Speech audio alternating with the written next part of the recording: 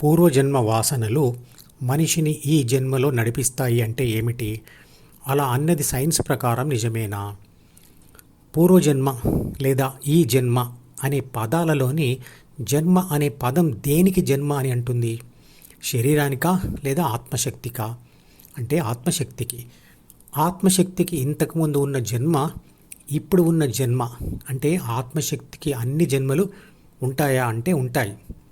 ఇప్పుడు నాలోని ఆత్మశక్తి వేల సంవత్సరాల నుంచి నా తరంలోని పూర్వీకుల శరీరాల ద్వారా ప్రయాణించి నాకు వచ్చింది. ఇంకా వెనక్కి వెళ్తే అది విశ్వశక్తి నుంచి వచ్చింది. శక్తికి పునర్జన్మ అంటే ఏమిటో ఇంతకుముందు చేసిన వీడియోలలో సైన్స్ ప్రకారం వివరించాను. ఈ జన్మలోని నా ఆత్మశక్తి మా తల్లిదండ్రుల ఆత్మశక్తుల నుంచి ఈ శరీరంలోకి వచ్చింది. వారిద్దరి జన్మలే నాకు పూర్వజన్మ. ఇక పూర్వజన్మ వాసనలు ఉంటే పూర్వజన్మలో వారిద్దరూ వారి ఆత్మశక్తుల ప్రయత్నంతో పొందిన అనుభవాలతో మారిన వారి ప్రాథమిక మనసులు. అంటే వారిద్దరి ప్రాథమిక మనసులు కలిసిపోయి మారిపోయి నాలోని ఆత్మశక్తికి ప్రాథమిక మనసుగా వచ్చింది. ఈ జన్మలో నన్ను నడిపించేది నా ప్రాథమిక మనసే.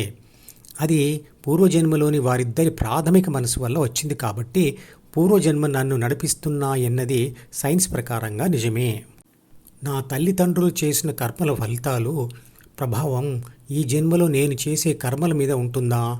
మరియు నేను చేసే కర్మల ఫలితాల ప్రభావం మరో జన్మలో నేను చేసే పనుల మీద ఉంటుందా? అంటే నా సంతానం చేసే పనుల మీద ఉంటుందా? తరతరాలుగా ఆత్మశక్తి ప్రాథమిక మనసుతో కూడిన పునర్జన్మ పద్ధతిలో ప్రయాణం చేస్తూనే ఉంటుంది. అంటే శరీరాలు మారుస్తూనే ఉంటుంది. ఇది ఒక కోతి ఒక చెట్టు నుండి మరొక చెట్టు మీదకి జంప్ చేస్తూ ప్రయాణం చేస్తున్నట్లుగా ఉంటుంది. చెట్లు మాత్రమే విభిన్నంగా ఉండవచ్చు, కానీ కోతి మాత్రం అదే. ఆత్మశక్తి గురించి మరింత లోతుగా తెలుసుకోవాలనుకుంటే మధుపదం యూట్యూబ్ ఛానల్లోని ధ్యానం V5 064A అండ్ 064Bలను చూడండి. ప్రతి జన్మలో ABC Dలోని కోరికలతో చేస్తున్న పనులతో ప్రకృతి ప్రభావంతో మంచి లేదా చెడు ఫలితాలు పొందుతూ ఆ ఫలితాల ప్రభావంతో C మరియు Dలను మారుస్తూ దాని ద్వారా Bని అంటే ప్రాథమిక మనసును మారుస్తూ పోతుంది. అలా మారిన ప్రాథమిక మనసు అంటే జీన్స్ తల్లిదండ్రుల వల్ల కలిగే సంతానానికి వారి ప్రాణశక్తితో పాటు చేరుతుంది. అందువలన ఈ జన్మలో తల్లిదండ్రులు చేసిన పనుల ఫలితాలు తరతరాల వరకు ఇండైరెక్ట్గా ప్రభావం చూపిస్తూనే ఉంటాయి.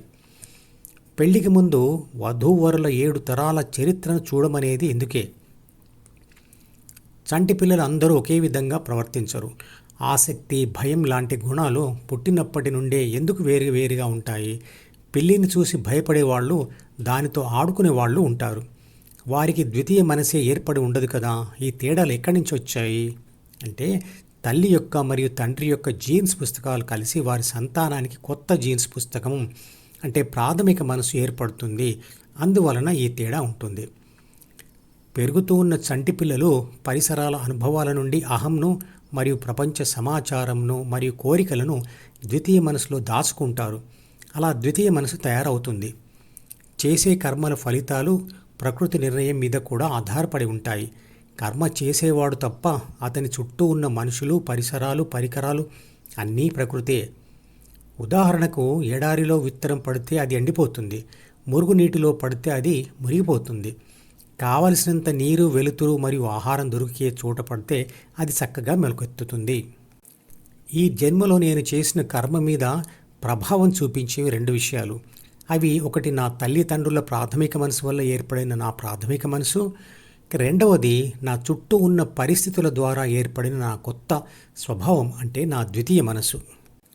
భగవద్గీత 13వ అధ్యాయం 6వ శ్లోకంలో కృష్ణుడు అంటాడు, శరీరంలో నాటబడిన మంచి చెడు బీజాలు అంటే తల్లిదండ్రుల జీన్స్ లేదా ప్రాథమిక మనసు సంస్కార రూపంలో అంటే 3 బాధ్యతలతో కూడిన 6 గుణాలుగా అంటే తమోగుణం, రజోగుణం, సత్వగుణంగా పుట్టబోయే బిడ్డలో మొలకెత్తుతాయి.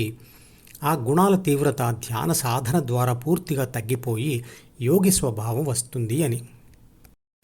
ఈ మధుపదం యూట్యూబ్ ఛానల్ వీడియోని సబ్స్క్రైబ్ చేసి గంట గుర్తును నొక్కి ఆల్ని సెలెక్ట్ చేసి ప్రతిరోజు యూట్యూబ్ ఓపెన్ చేసి అడుగున ఉన్న సబ్స్క్రిప్షన్ బటన్ నొక్కితే అన్ని లేటెస్ట్ వీడియోలు చూడవచ్చు.